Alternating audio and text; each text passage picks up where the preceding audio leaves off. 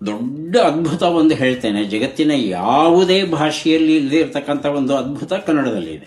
ಕುಮುದೇಂದು ಅಂತ ಒಬ್ಬ ಜೈನ ಕವಿ, ಕ್ರಿಸ್ತಶಕ 8ನೇ ಶತಮಾನಕ್ಕೆ ಸೇರಿದವನು. ಇವನು ಅಂಕಲಿಪಿಯಲ್ಲಿ ಒಂದು ಮಹಾಕಾವ್ಯ ಬರೆದಿದ್ದಾನೆ. ಅಂಕಲಿಪಿ ಅಂದ್ರೆ ಏನು? ನಾವೆಲ್ಲ ಬರೀಬೇಕಾದ್ರೆ ಅಕ್ಷರಗಳನ್ನ ಬಳಸ್ತೇವೆ. ಕ ಕ ಕಿ ಕಿ ಅ ಆ ಇ ಈ ಎಲ್ಲ ವರ್ಣಮಾಲೆಯನ್ನ ಬಳಸಿ ಬರೀತೇವೆ.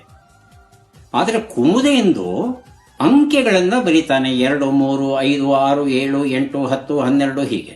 ಇಡೀ ಕಾವ್ಯ ಪೂರ್ತಿ ಅಂಕಿಗಳೇ. 64 ಮನೆಗಳು ಇದೆ, ಇವತ್ತಿಗೂ ಇದೆ. ಆ 64 ಮನೆಗಳಲ್ಲಿ ಒಂದೊಂದು ಮನೆಯಲ್ಲಿ ಒಂದೊಂದು ಸಂಖ್ಯೆ ಬರೀತಾ ಹೋಗ್ತಾನೆ.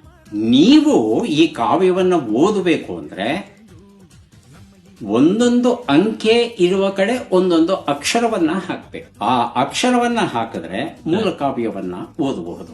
ಮೂಲ ಕಾವ್ಯ ಇರೋದು ಅಚ್ಚ ಕನ್ನಡದಲ್ಲಿ. ವಿಶೇಷ ಏನು ಅಂದ್ರೆ ಆ ಮೊದಲನೇ ಸಾಲಿದೆಯಲ್ಲ, ಮೇಲಿಂದ ಕೆಳಕ್ಕೆ ನೀವು ಓದ್ಕೊಂಡ್ ಬಂದ್ಬಿಟ್ರೆ ತಮಿಳಲ್ಲಿ ಕಾವ್ಯ ಓದಬಹುದು. 2ನೇ ಸಾಲು ಅಂದ್ರೆ ತೆಲುಗು, 3ನೇ ಸಾಲು ಅಂದ್ರೆ ಮರಾಠಿ, 4ನೇ ಸಾಲು, 5ನೇ ಸಾಲು, 6ನೇ ಸಾಲು, ಹೀಗೆ ಅಡ್ಡಡ್ಡ ಓದಿದ್ರೆ ಸುಮಾರು 500 ಭಾಷೆಗಳಲ್ಲಿ ಓದಬಹುದು ಒಂದೇ ಕಾವ್ಯವನ್ನ. It's a masterpiece. ಈ ತರದ್ದು ಕೃತಿ ಮತ್ತೊಂದು ಇಲ್ಲವೇ ಇಲ್ಲ ಜಗತ್ತಲ್ಲೆಲ್ಲೂ.